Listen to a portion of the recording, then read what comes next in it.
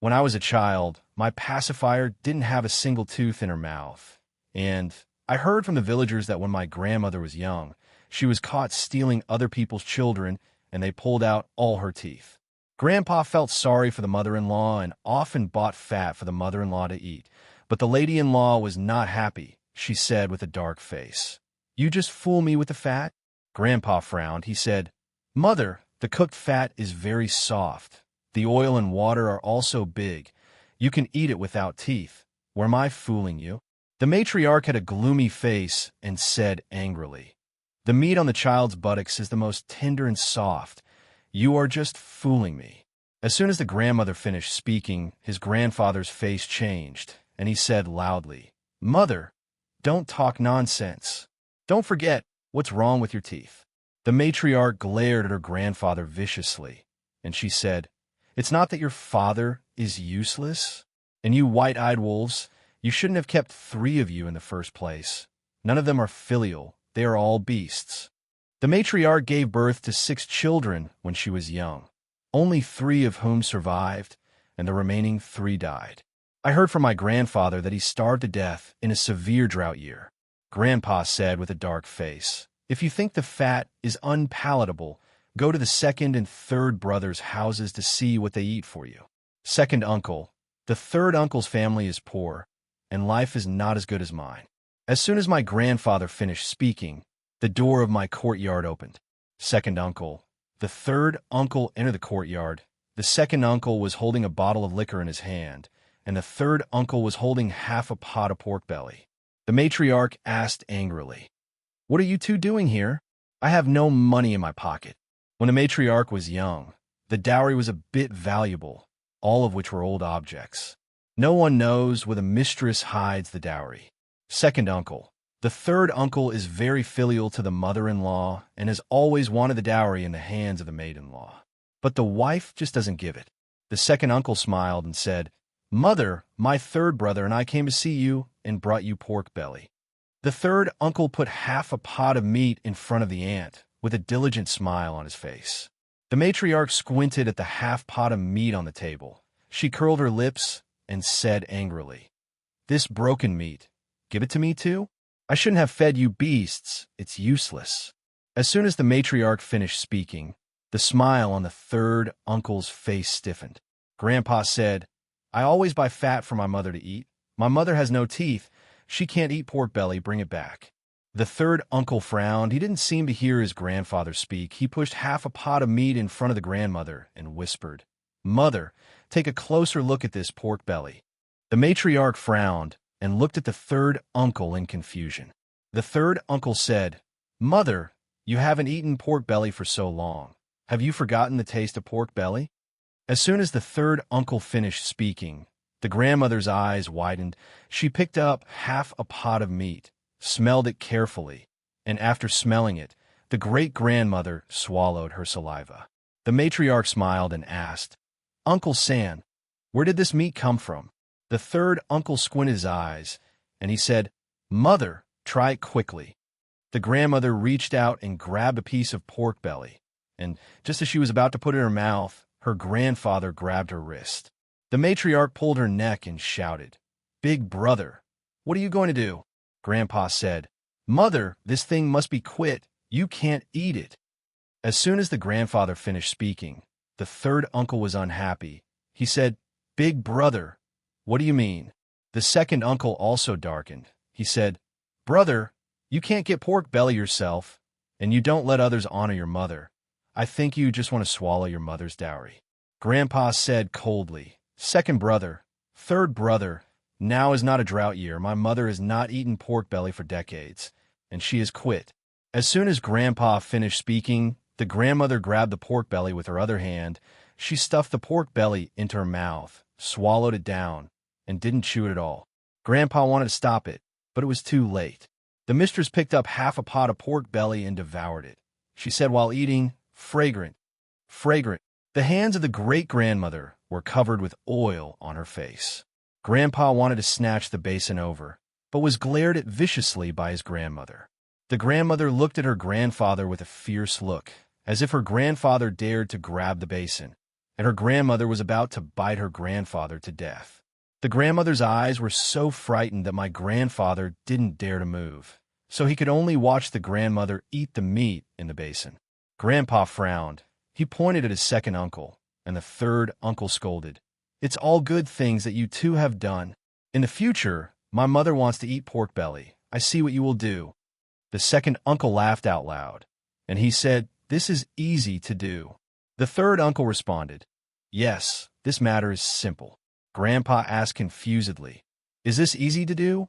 The second uncle nodded. He said, "Mother, this pork belly can be bought, but the price is more expensive. You also know that my third brother and I are poor in our family. As long as my mother can take the money, I can buy you pork belly." As soon as the second uncle finished speaking, the matriarch's face changed. The matriarch pointed at her second uncle and said, "You beast, you are still thinking about my dowry." The second uncle said, "Mother, you are also old, and you are about to be 100 years old. Why are you still keeping a dowry? Tainyo is still 3 days away from the age of 100, and I heard from the villagers that centenarians will become man-eating evil spirits, and there has never been a centenarian in our village, and I don't know if this legend is true or false."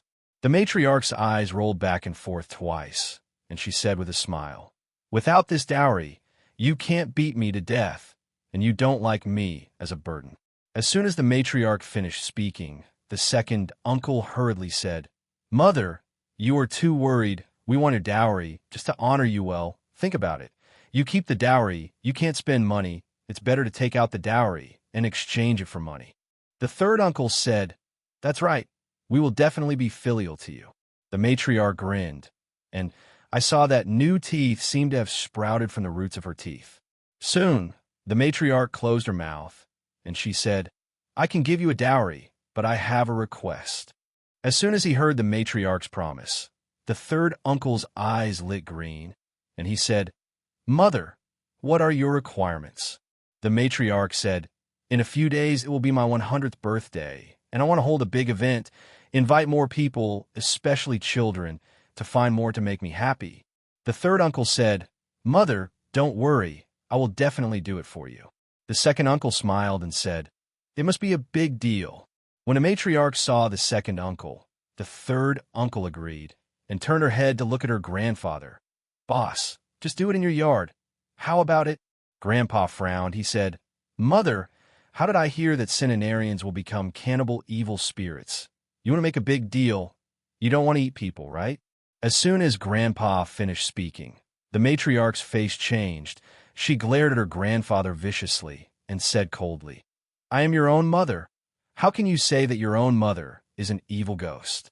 You beast, if you have a kind of seed, you will strangle me to death."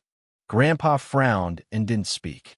Seeing that Grandpa didn't speak, the matriarch said, "There has never been an old man in our village who has never been over 100 years old. Do you know why there is no one?" When the matriarch said this, her eyes rolled back and forth twice, looking at her grandfather and their brothers. Grandpa's face became ugly, and he turned his head over. Second uncle, the third uncle looked at each other, and the two of them knew it well. The second uncle laughed dryly and said, "That's because they are not blessed and will not live to be 100 years old." Hearing the second uncle say this, the third uncle hurriedly responded, "That's right, they're not blessed." The matriarch smiled and said, "If I don't have a valuable dowry, I won't live to be 100 years old." When the matriarch said this, her eyes flashed, and she squinted at the second uncle and the third uncle, which was indescribably weird. The matriarch said again, "Call the elderly in the village, and the Amos in the backyard is almost 100, right? Call him too." As soon as the matriarch finished speaking, the second uncle's face changed, and he said, "Mother, what are you asking Amos for? It's a lot of bad luck." Amos originally had 2 sons, both of whom also married daughters-in-law and gave birth to grandsons to him. But just the year before last, Amos's family died, leaving Amos alone. The villagers thought Amos was unlucky. He was too old to eat the life of his children and grandchildren. The matriarch squinted her eyes, and she said, "I had a bit of friendship with Amos when I was young, so let's invite him over and have more dishes and chopsticks." The second uncle nodded. It's okay. Then invite Amos.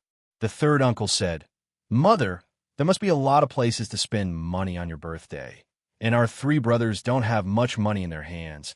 Why don't you take out some dowry first? The matriarch laughed out loud, and she said, I know that you beasts are still thinking about my dowry. Get out of here. I'll get you a dowry. As soon as the matriarch finished speaking, the second uncle and the third uncle had a smile on their faces, and they ran anxiously outside the house, and my grandfather led me outside the house. The second uncle leaned next to the window and looked hard at the west room, but the lights in the west room were turned off by the maid. It was pitch black inside. The second uncle frowned and muttered in a low voice, This old lady, we are like thieves. The third uncle said, That is, he doesn't treat us as his own son at all. As soon as the third uncle finished speaking, the lights in the west room turned on, and the voice of the matriarch came from the west room. Come in. A few of us entered the west room and saw the matriarch holding a piece of gold in her hand. The gold is about the size of a human fingernail. The matriarch handed the gold to her grandfather and then said, Boss, I will leave this matter to you. This gold is enough to buy 2 pigs to kill. Grandpa said, That's enough. The matriarch squinted her eyes. She smiled and said, Okay, it's not early. Let's all go to bed. Second brother, third brother, you two go back too. The second uncle smiled and said, Mother, if you still want to eat pork belly, you can give me a piece of gold, and I promise to bring the meat. The mistress nodded and grinned. When my wife grinned, I saw the teeth in her mouth again, which seemed to have grown a little. I rubbed my eyes, and when I looked again, my wife had already closed her mouth. The mistress asked me, Timmy, what are you looking at? I hurriedly shook my head. I didn't see anything. The mistress squinted her eyes, as if looking at me. The mistress suddenly stretched out her hands to hug me, startling me.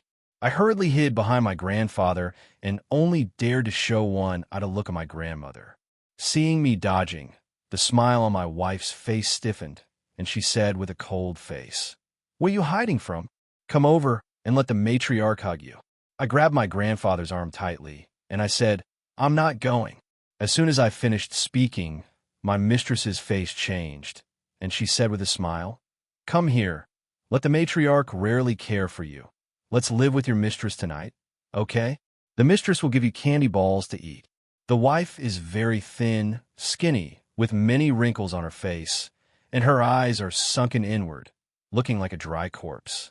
I didn't say anything and hid directly behind my grandfather. The matriarch said angrily, Little beast, what's the use of raising you? You should be beaten to death. As soon as my grandmother finished speaking, my grandfather picked me up, and my grandfather said with a cold face, Mother, Timmy is my own grandson. If something happens to Timmy, no one wants to live. The matriarch curled her lips, and she said, Look at how patient you are, and dare to say harsh words. If you really have the ability, you will strangle me to death like Charlie in the front yard. Strangle his mother to death. Charlie is in the front yard of my house. He is honest and usually filial to his mother. But I don't know why, on his 99th birthday, he strangled his mother to death with a rope. After his mother died, he himself went crazy. The people in the village saw him as a madman, so no one cared about him. His daughter-in-law and children also went to the city, and he was the only one left at home. Grandpa frowned and didn't speak. He hugged me and left, back to the east room. As soon as she entered the east room, Grandma said, Old man, second brother, why did the third brother suddenly come? Grandpa put the gold on the earthen Kong, and he said, My mother wants to celebrate her centennial at home, and she wants to do a big thing, and this gold is given by my mother. Grandma picked up the gold and held it in her hand. Grandma said, My mother has a valuable dowry in her hand, but she refuses to take it out. Our family has been serving my mother for decades, so I will give her a small piece of gold here, and I will celebrate my birthday. This old lady really knows how to calculate. Grandpa frowned, and he said, Say a few words. Grandma snorted coldly. She said, There is no old man in our village who has lived past 100 years, and my mother can live so long. Isn't it because our family is kind-hearted? If you want me to say, my mother's dowry should be taken out to our family. The second brother and the third brother are all white-eyed wolves, and they don't have their share. Grandpa didn't seem to hear Grandma's words, so he fell asleep. In the blink of an eye, 3 days passed, and it was the day when the matriarch turned 100 years old. The milk was born at night, and now there are still more than 10 hours before the child. Grandpa bought 2 fat pigs with gold and also bought wine. Second uncle. The third uncle bought a sheep from the town, and catfish caught in the river. My yard was very lively, full of people, all busy killing pigs and sheep. Several of our children were driven to the Westinghouse to play, and there were a few older people in the Westinghouse, all 80 or 90 years old. They were skinny, with black teeth, and looked like dry corpses. Among them, Agnes is the oldest. She is 1 year younger than her grandmother. Agnes smiled and said, "Old sister, you are so blessed. Your children and grandchildren will give you a birthday." The matriarch curled her lips, and she said, "If I hadn't had a valuable dowry in my pocket, I would have been strangled to death." Agnes smiled and said, "Old sister, how do I remember that your birthday is tomorrow?" As soon as Agnes finished speaking, the matriarch's face changed, and she shouted at Agnes, "Nonsense! Can I still remember my own birthday? It's today." When the matriarch said this, her mouth was wide open, and I saw that her newly grown teeth were getting longer and longer, and they were very sharp and thin, and she pulled her neck and shouted, as if she was going to eat someone. Agnes laughed dryly, and she said, "Look at my memory. I remember it wrong. Old sister, don't be angry whether our group can live to be 100 years old or not. It's all up to you." As soon as Agnes finished speaking, Edith answered, "That's right. It's all counting on you." After Edith said this, she sighed again, and she said, "The old blind woman in my backyard is alive and well. Just because she is almost 100 years old, she was locked in the cellar by his son." Agnes replied, "Yes, although this life is hard. Who doesn't want to live?" As soon as Agnes finished speaking, someone came in from the west room, and when I looked up, it turned out to be Amos. Amos has his eyes open, his eyeballs rolled up, and there are many whites of his eyes. He is not completely blind, but he can still see. Amos laughed hee-hee from his mouth. His teeth were black, thin and long, his body was tattered, and he had a hemp rope as his belt. The hemp rope was still tattered, with a red head rope, a bell, and a glove worn by a man, which looked messy. Amos said, "It's all here." Agnes whispered, "Old sister, why did you call him too? How unlucky." The matriarch said, "When I was young, Amos helped my family." After saying this, the matriarch said to Amos, "Come on, sit on the earthen Kong." Amos didn't seem to hear the matriarch speak. His eyeballs rolled up, and he didn't know what he was looking at. Amos swallowed a few mouthfuls of saliva and said to himself, "Xiang, this tastes so good." Several of our children are not afraid of Amos, and even bold children run around Amos in circles to play. Amos smiled and said, "Old sister, when are we going to eat? The meat is so fragrant that I can't help it." Amos was already drooling when he said this. The matriarch squinted her eyes, and she said coldly, "I called you, but I didn't want you to cause trouble. Hurry up and get on the earthen Kong." As soon as the matriarch finished speaking, Amos closed her mouth and wiped the saliva from the corner of her mouth with her hand. Amos got on the earthen Kong, and there was a rattle on his belt, and the more I looked at it, the more familiar I became. It seems to be Bobby's. Bobby is the grandson of the third uncle who suddenly lost it 2 years ago and has never been found.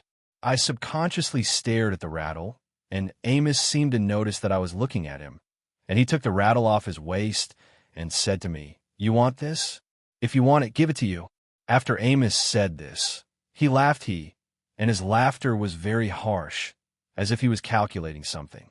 I didn't dare to pick up the rattle, pretending not to hear Amos.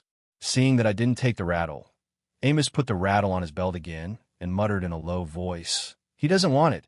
He really doesn't know how to lift it." As soon as Amos finished speaking, Agnes and Edith looked at each other, their expressions a little complicated. Agnes said, "Sister, I'm going to help in the hospital work."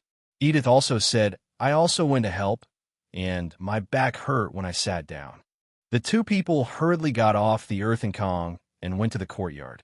Amos rolled his eyes up and said coldly, "See me is like seeing the play God, something." The matriarch said, say a few words." Amos had a smile on his face, and he said, "Old sister, I really didn't expect that you would still think of me, and it was not in vain that I helped you back then." The matriarch had a gloomy face, and she said, "You are obedient. I promise to feed you." When a matriarch said this, her eyes stared straight at us children. Amos laughed out loud. He nodded in succession and said, Okay, I believe you." As soon as Amos finished speaking, the matriarch leaned into Amos's ear and whispered a few words. Amos nodded continuously, a strange smile on his face. I was a little afraid of Amos, so I ran outside to play. In the evening, there were 10 tables in my yard, each with 6 dishes. The matriarch sat at the main table, and the people who ate at the same table were all 80 or 90 years old. I sat at the same table with my grandfather, and when we were eating, my grandfather's eyes kept staring at my grandmother. He was afraid that my grandmother would become an evil ghost. So he prepared a rope in the barn early and told a few young people that as long as the grandmother became a man-eating evil spirit, he would strangle the grandmother to death. The dishes on the table were very generous, almost all meat. I ate the meat in big mouths, and the meat was very fragrant. After eating, it was already past 12 midnight, and the matriarch was still fine. She had not turned into an evil ghost, and the villagers had dispersed. Only family members were left in the courtyard. The second uncle smiled flatteringly and said, "Mother, you said you want to hold a big birthday banquet. We have already done it for you. Shouldn't your dowry be taken out and divided?" The third uncle agreed. "Mother, it's time to take out the dowry." The matriarch smiled, and she said, "Second brother, third brother, you two don't go back tonight. Live in the west room with me, and tomorrow morning I will divide the dowry among your brothers in 3 equal parts." Seeing that the matriarch agreed, the second uncle and the third uncle were very happy, quickly agreed to stay. The mistress led the second uncle, and the third uncle entered the west room, also closed the door of the west room. Grandma frowned and pushed Grandpa hard. She said, "Why are you in a daze? You didn't hear just now that your mother wants to divide the dowry equally, and your mother's dowry should belong to our family. So why should you divide it between the second brother and the third brother?" Grandpa didn't seem to hear Grandma. He turned his head and entered the east room, stomping his feet angrily, and entered the east room angrily. She said, "All these years, my family has always been a servant of our mother. Why should I give the dowry to the second and third brothers? I think it's because of your coercion that people bully you to the head." Grandpa said with a dark face, "Do you think the dowry is something? The dowry was taken from the dead, and it was very unlucky." Grandma was stunned for a few seconds, and she said, "Taken from the dead, man?" Grandpa nodded. He said, "Those dowries were all taken from the dead by my mother, and those dead people starved to death in the year of drought. So don't always worry about those dowries." Grandma frowned, and she said, "Even if it's taken from a dead person, it's valuable." Grandpa was too lazy to quarrel with Grandma, so he turned off the lights in the house. After turning off the lights, Grandma whispered a few more words, and when she saw that her grandfather didn't speak, she was quiet. I also closed my eyes and went to sleep, but as soon as I closed my eyes, I could think of the old blind man's face, and I always felt that he was already staring at me. Late at night, I was woken up by urine, and I ran to the hut to go to the toilet. When I came back from the hut, I happened to pass by the West house. I smelled a strong smell of blood in the Westing house. I also heard a rattling sound, as if someone was eating. "It's so late, who's eating?" I lay on the window of the West room and looked inside. By the moonlight, I saw 2 figures hunched over, facing away from me. These 2 figures, one of which I'm familiar with, is the matriarch. Who is the other one? Just as I was confused, the figure slowly turned its head, and it turned out to be Amos. Amos turned around in an extremely strange gesture and smiled at me. At the same time, the mistress also looked back at me. The matriarch looked at me very viciously, as if I had ruined her good deeds. I didn't dare to make a sound, and hurriedly ran towards the east room. I just ran into the east room and subconsciously locked the door of the east room. As soon as I locked the door, I heard a knock on the door. The matriarch's voice came from outside the door. "Boss, Open the door quickly." The voice of the grandmother woke up Grandpa and Grandma. Grandpa shouted outside the house, "What's wrong, Mother?" The matriarch said, "Second brother, the third brother started fighting. He used a knife. Come out and fight." As soon as the grandmother finished speaking, Grandpa sat up suddenly. Grandpa was just about to go down to the earth and Kong. I grabbed my grandfather's arm and said, "Grandpa, I saw Amos and the mama's house. They're very strange. I didn't see the second uncle and the third uncle on the west roof. They didn't fight. The matriarch was lying. I couldn't open the door." Grandpa frowned and said, "How do you know your wife is lying?" I said, "I went to the hut just now, and I saw with my own eyes that Amos was in the maid's house, and they were both very strange." As soon as I finished speaking, there was another sound of my grandmother slamming the door outside the door. Dong, dong, dong. Dong, dong, dong. Dong, dong, dong. The sound of the matriarch slamming the door was louder than the other. The matriarch pulled her neck and shouted, "Open the door, you beast!" Grandma frowned. She said, "Old man, don't open the door yet. The second brother, although the third brother has their own ghosts, they're all timid.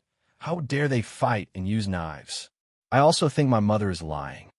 Grandpa sighed, and he shouted out the door, "Second brother, third brother."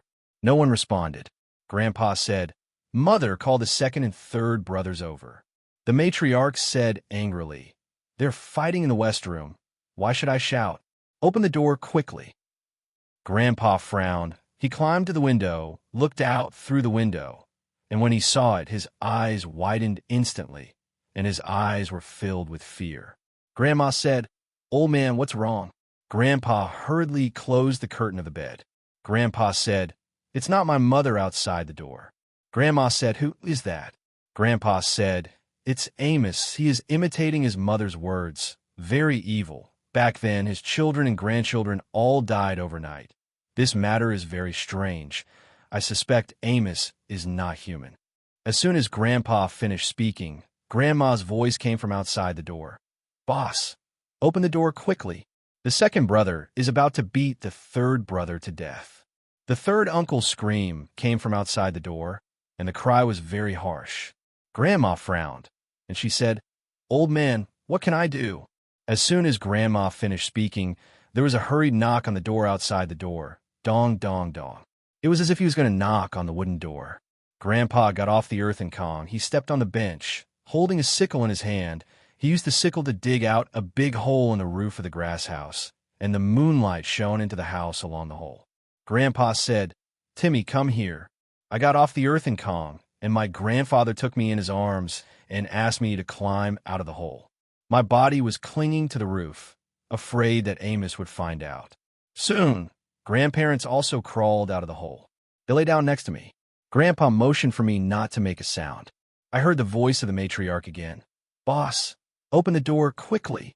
If you don't open the door, I'll climb in through the window." As soon as the matriarch finished speaking, I heard the sound of smashing glass, crackling, and the glass was smashed. Following the hole in the roof, I saw Amos crawl in through my window, rummaging around my house, shouting, "People, where did everyone go?" After saying this, Amos opened my cellar, and he bent down and poked his head into the cellar. My cellar is very deep, 3 meters deep, and usually when the family goes down to the cellar, they will put a stool down first, and then people will go down. Grandpa saw Amos lying at the mouth of the cellar, looked hard into the cellar, and whispered, "I'll go and throw Amos into the cellar." After saying this, Grandpa carefully climbed back from the hole, still holding a sickle in his hand. Grandpa's movements were very light. Amos didn't notice him at all. His attention was all in the cellar. Grandpa swung his scythe and attacked Amos from behind.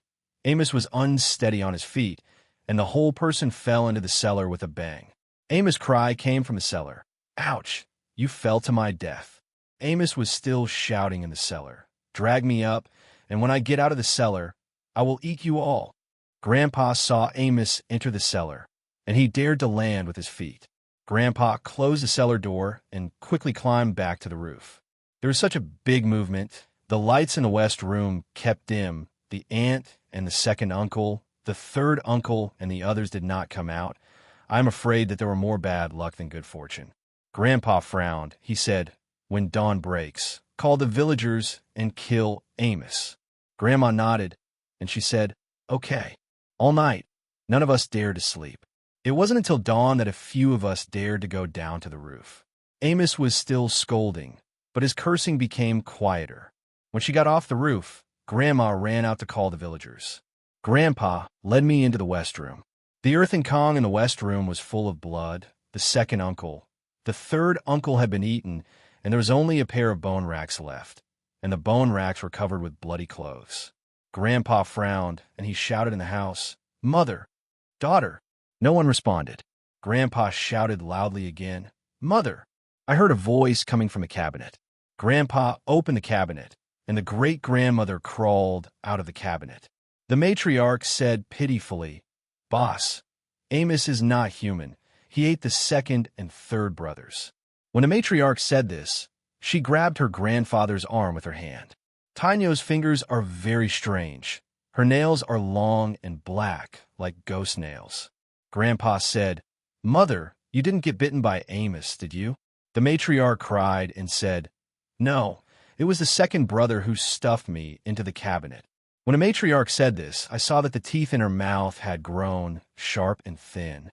Grandpa clearly noticed the teeth in the pacifier, but he just glanced at it and didn't say anything else. The matriarch cried and said, "You scared me to death last night."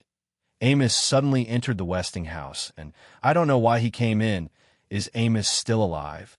Grandpa said, "Amos is in the cellar." As soon as my grandfather finished speaking, someone came to my yard. Almost all the people in the village came, holding shovels and wood in their hands, and they were menacing.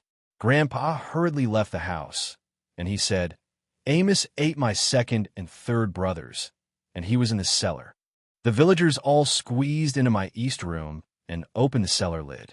Amos's voice came from the cellar, and Amos's voice was a little hoarse. "Let me out. I'm going to eat you all." As soon as Amos finished speaking, the old man in the village said, "Amos can't stay. He wants to eat people." Grandpa frowned, and he said, "Bring the fire." Soon, the young man took out torches as well as dry straw. Grandpa threw the dry straw into the cellar, then threw the torch into it, and in an instant a fire broke out in the cellar. I heard the old blind man scream, "Ah!" Grandpa said, "Get more dry straw." A few young people brought some dry straw and threw it into the cellar. In the blink of an eye, half an hour later, the fire in the cellar had been extinguished, and there was no sound in the cellar. The young man said, "Amos is dead, right?" Grandpa said, "If you want to see people in life, and if you want to see corpses in death, I will go down to the cellar and bring Amos up." As soon as Grandpa finished speaking, everyone in the village gasped. If Amos is still alive, Grandpa will be more than lucky. Grandma said, "Old man, don't go down." Grandpa said, "Amos killed the second and third brothers. I have to make sure Amos is dead." After saying this, Grandpa put a bench in the cellar, and he carefully entered the cellar. Grandpa shouted towards the cellar, "Rope." The young man threw the rope down. Soon, Grandpa's voice came from the cellar again, "Pull." Several young men dragged up hard, and Amos' body was dragged up. Amos is dead, burned beyond recognition, with a foul odor on his body. Everyone in the village looked at each other and whispered, and when they saw Amos' dead appearance, they all felt fear and disgust. Only the matriarch laughed in the corner, and her eyes glowed green as she looked at Amos's corpse. Amos was already dead, but his grandfather was still worried, so he cut off Amos' head with an axe. The young man in the village said, "How old is Amos? How did he become a man-eating demon? That's right, how did he change? Is he 100 years old? Isn't Ruth 100 years old? Why didn't she become an evil ghost?" Everyone in the village looked at the matriarch. The matriarch sat at the door and smiled at the villagers. She said, "I'm not an evil ghost. Don't be afraid." When the matriarch said this, her eyes were full of pride, and when she grinned, I saw the fangs in her mouth, and the villagers also saw her teeth. I don't know who shouted, "Ruth, what's the matter with the teeth in your mouth?" The people in the village looked at each other and whispered. The smile on a matriarch's face instantly stiffened, and she said, "I don't know why I got new teeth." Nancy in my backyard said, "It's unlucky for an old man to be over 100 years old and still have new teeth." Frank next door also agreed. "This new tooth is to eat the life of future generations. Pull out quickly." The matriarch frowned, and she said, "You have seen with your own eyes. I am not an evil ghost. Why do you want to pull out my teeth?" "I don't eat people." Nancy leaned over to her grandfather and said, "This is strange. Your second brother and third brother were all eaten by Amos. Only the old lady is alive. This old lady is wrong. Let's pull out her teeth." Frank said, "Yes, pull out her teeth so that the villagers can rest assured if you don't pull them out, don't live in the village. Move elsewhere." As soon as Frank finished speaking, the people watching the excitement in the courtyard responded and asked the matriarch to pull out the new teeth. The matriarch said pitifully, "Boss, think of a way for your mother. She is not an evil ghost." Grandpa frowned. He said, "Mother, you also saw it. Amos is an evil ghost. He ate the second and third brothers. You are old. It is useless to ask for this tooth. You pulled out the tooth. I'll buy you fat to eat." The matriarch was stunned for a few seconds, and she said pitifully, "Boss, I will give you all the dowry, and you leave me a way to live." Grandpa said with a gloomy face, "Mother, you can agree. You have a tooth in your mouth, and the big guy is not at ease." The matriarch frowned. Looking at her grandfather's complicated eyes, she said, "Can't I leave? I leave the village out of your eyes." As soon as the grandmother finished speaking, everyone in the village looked at each other, and the grandfather hesitated for a few seconds, and then said, "Okay." The people in the village seemed to acquiesce to Grandpa's decision. The matriarch hunched over, and she went into the west room again and took out an iron box from the west room. She walked out of the courtyard with the iron box, and when she walked to the gate of the courtyard, she looked back at the people in the courtyard and left. As soon as the matriarch left, the two young people in the village followed out. Grandpa sighed and said, "Mother, you chose it yourself. You can't blame me for this." After Grandpa said this, he began to arrange the funeral of the second and third uncles. A mourning hall was set up in the courtyard, and 2 more coffins were brought to put in the courtyard. I kowtowed to the spirit seat of the second and third uncles. The villagers also worshipped the second uncle and the third uncle. By nightfall, the villagers were still in my yard, and they didn't leave. They were waiting for the 2 young people to come back.